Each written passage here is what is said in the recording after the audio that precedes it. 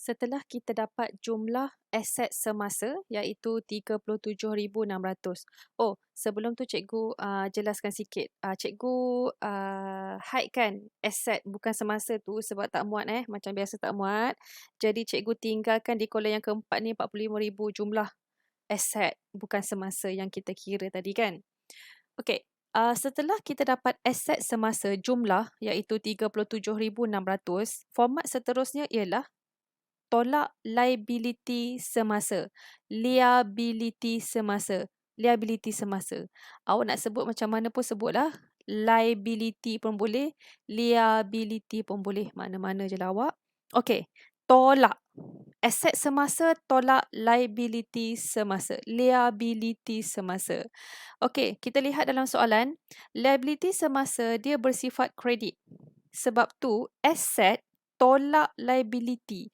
Aset debit, tolak liability. Kenapa tolak liability? Dia tak nak liability sebab liability bersifat kredit. Okey, dalam soalan cikgu ada satu sahaja, akaun belum bayar. Kalau liability semasa ada satu sahaja seperti ini, terus masuk di kolom yang ketiga. Sekiranya dalam soalan ada lebih daripada satu liability semasa, awak kira dulu di kolom yang kedua, jumlah masuk di kolom yang ketiga. Cikgu ulang, sekiranya dalam soalan awak ada lebih daripada satu liability semasa, awak letak dulu di kolom yang kedua, jumlah tambahkan dia masuk di kolom yang ketiga. Okey, antara liability semasa yang boleh kita record adalah overdraft bank. Cikgu tak tunjuk dekat sini liability semasa overdraft bank sebab soalan cikgu ada bank. Okey. Overdraft bank dan bank ia akan wujud salah satu. Okey. Sekiranya duit dalam bank kita ada, ia jadi aset semasa. Sekiranya duit dalam akaun kita negatif ataupun kita berhutang dengan bank dalam jangka masa pendek, ia akan ada dalam liability semasa. Apa pun bergantung kepada soalan. Okey? Antara dua je, bank ataupun overdraft bank. Tak akan wujud dua-dua item ini Aset semasa ada bank, liability semasa pun ada bank. Tak akan wujud. Dia salah satu sahaja. Okey? Jadi contoh cikgu sekarang ni, liability semasa cikgu hanya ada satu sajalah. Jadi cikgu terus masuk di kolom yang ketiga. Sebab cikgu nak tolak.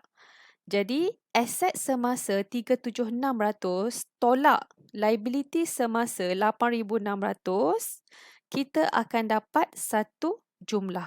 Letak di kolom yang keempat, bawah satu row. Ini wajib. Tak boleh letak sama row dengan akaun belum bayar. Okey, cikgu ulang. Aset semasa tolak liability semasa, jawapan dia iaitu 29,000, selang satu row. Selang satu row. Itu wajib. Itu format. Tulis sekarang. Buat nota macam mana pun. Sebab banyak yang row ni banyak sangat awak cuai. Bila salah masuk row, awak akan keliru tau. Confuse sebenarnya. Boleh? Okey, letak di kolom yang keempat. 29,000 ini kita panggil sebagai modal kerja. Nak dapat modal kerja, aset semasa tolak liability semasa. Kalau objektif keluar, bagaimana nak cari modal kerja?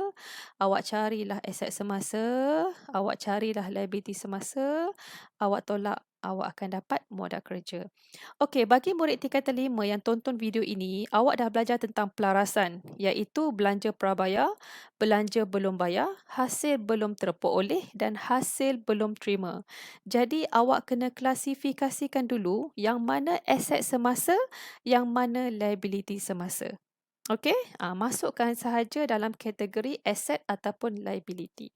Okey. Selepas awak dapat modal kerja, awak lihat tak di kolom yang keempat, ada dua jumlah. 45,000 ni daripada aset bukan semasa. Sebab itulah kita letak aset bukan semasa jumlah tu, kita letak di kolom yang keempat. Sebab kita nak tambah dengan modal kerja. Aset bukan semasa tambah modal kerja. Okey, cikgu garis. Kita akan dapat nilai pengimbang yang pertama, 74,000. Maksud pengimbang yang pertama ni, penyata kedudukan kewangan ni kita kena balance. Ya, akan ada dua balance, akan ada dua amount yang sama. Orang panggil pengimbang. Okey, lepas ni kita tengok lagi. Okey, pengimbang yang pertama kita dapat cari adalah aset bukan semasa tambah modal kerja. 74,000. Garis dua seperti yang cikgu tulis ni, yang cikgu tunjuk kepada awak ni. Garis dua siap-siap. Okey, boleh Okey, video kita yang terakhir pada kali ini. Okey, sebelum tu cikgu letak yang angka pengimbang pertama tu cikgu letak di atas sebab tak muat nanti cikgu nak tunjuk kepada awak. Okey, seterusnya adalah awak kena cari ekuiti pemilik di mana bermula dengan modal. Cari dalam soalan, dalam imbangan juga ada tak modal. Modal berada di sebelah kredit. Okey, ambil, letak terus di kolom yang ketiga. Terus letak di kolom yang ketiga. Kemudian, tambah untung bersih. Untung bersih ni awak ambil dalam akaun perdagangan dan untung rugi yang awak buat tu. Ambil nilai yang awak buat, ambil nilai awak, ambil angka awak sendiri, masuk di kolom yang ketiga, di bawah modal. Okey? Masuk di kolom yang ketiga. Selepas itu, okey, sekiranya awak dapat rugi bersih, tolak. Okey, soalan cikgu dapat untung. Jadi cikgu tambah. Kalau rugi bersih, tolak. Okey. Kemudian awak cari dulu hasil tambah modal dan untung bersih. Cari dulu, iaitu nilai cikgu ni 64400. Cari dulu hasil tambah. Cikgu pesan, cari dulu hasil tambah.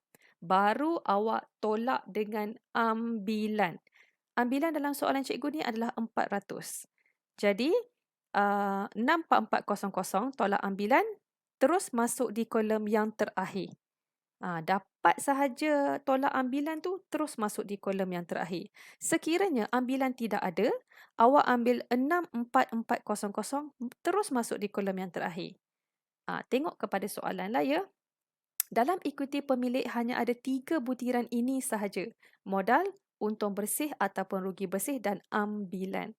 Ini sahaja, tak ada yang lain. Okey. Selepas ekuiti pemilik, kita akan cari liability bukan semasa. Okey, kebiasaannya ada satu sahajalah iaitu pinjaman. Kadang-kadang gadai janji pun boleh jadi liability bukan semasa. Kita kena lihat tempoh matang dalam soalan tu. Sekiranya adalah, okey, kalau dia letak jangka masa panjang, maksudnya gadai janji tu berada dalam liability bukan semasa. Tapi soalan lebih popular menggunakan perkataan pinjaman. Okey. Jadi liability bukan semasa ada satu saja, terus masuk di kolom yang keempat. Sekiranya ada lebih daripada satu liability bukan semasa, masuk dulu di kolom yang ketiga, jumlah masuk di kolom yang keempat. Okey. Dan terakhir awak cari hasil tambah ekuiti pemilik dan liability bukan semasa. Ya, awak akan balance seperti yang pertama. Inilah angka pengimbang orang panggil. Okey, angka pengimbang ni maksudnya awak kena dua-dua tu kena balance. Nak buat penyata kedudukan kewangan mesti balance. Kalau tak balance, maksudnya mungkin ada salah di mana-mana awak rekod penyata kedudukan kewangan. Kemungkinan untung bersih awak salah, kemungkinan aset awak di atas salah. Jadi, bagaimanapun kena cari supaya balance. Okey, ini sahaja berkaitan dengan cara penyediaan penyata keuangan.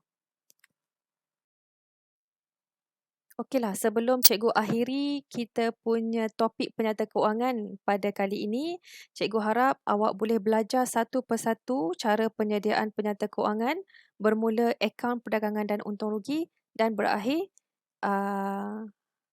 penyata kedudukan keuangan. Okey, lihat satu persatu cara dan teknik awak menggunakan kolom. Okey, sebab tu dalam video-video cikgu, ini video yang ke-7 cikgu. Jadi cikgu lebih tekankan penggunaan kolom tu sebab kebanyakan murid lemah dalam penggunaan kolom.